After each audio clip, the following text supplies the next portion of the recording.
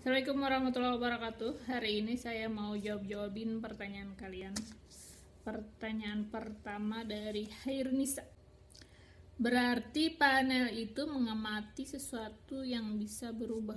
Betul sekali, karena panel itu kan dia mau melihat perubahan pada beberapa orang yang sama dari waktu ke waktu. Misalnya, kita pengen meneliti sekelompok remaja disabilitas yang sedang bersekolah di A. Kita pengen lihat nih bagaimana perkembangan mereka per 6 bulan. 6 bulan pertama kita lihat bagaimana proses belajar mereka.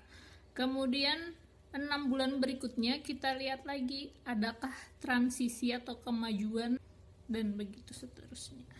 Pertanyaan berikutnya dari Novia Arsadi. Ibu saya Novia Arsadi mau tanya perbedaan survei sama observasi apa, Bu? Oke, observasi kan artinya pengamatan secara langsung terhadap perilaku entah itu individu maupun kelompok. Dan biasanya observasi ini bisa partisipan atau non-partisipan.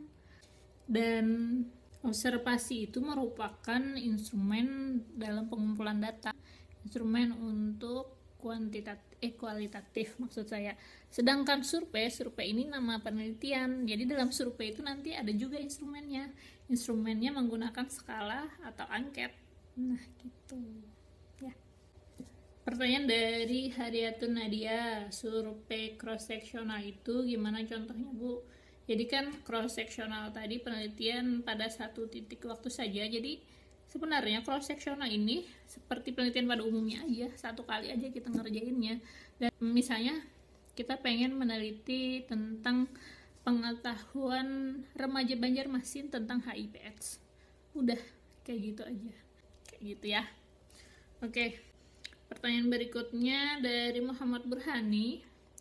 Cross-sectional dan longitudinal itu ada kalanya kan, Bu, harus dipakai pada penelitian tertentu. Maksudnya, misal kita meneliti tentang suatu hal, nah yang kita teliti ini hanya bisa memakai longitudinal misalnya, Bu. Apakah itu ada kemungkinan, Bu, kita tidak bisa memilih? Memang harus pada salah satu di antara dua itu, Bu?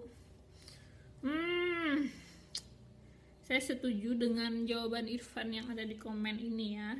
Jadi intinya gini, menurut saya sih ini sesuai kebutuhan kita, maunya kita gimana. Kita nggak mungkin berada di posisi yang kamu bilang ini, menurut saya sih ya. Tapi kita lihat ke depannya gimana. Bahwa kita itu pasti bisa memilih, kita pengen cross-sectional atau longitudinal, itu sesuai keinginan kita. Misalnya kita merasa nggak cukup nih kalau penelitian cross-sectional aja, bakal menarik kalau kita pakai longitudinal.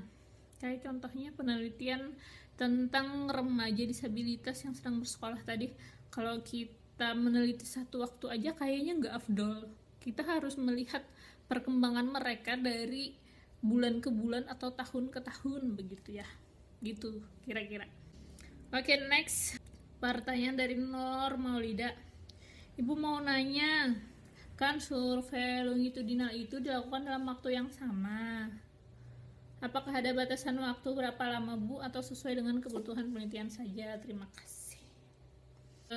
Seperti yang saya bilang tadi, untuk longitudinal itu sesuai kebutuhan kita. Misalnya kayak beberapa orang pengennya dari tahun ke tahun saja. Ada juga beberapa orang dari semester ke semester pengen tahunya. Ada juga yang per bulan, ada juga yang dari bulan ke bulan. Sesuai kebutuhan sih ya intinya. Misalnya nih masa COVID sekarang, kita pengen meneliti tentang stres mahasiswa.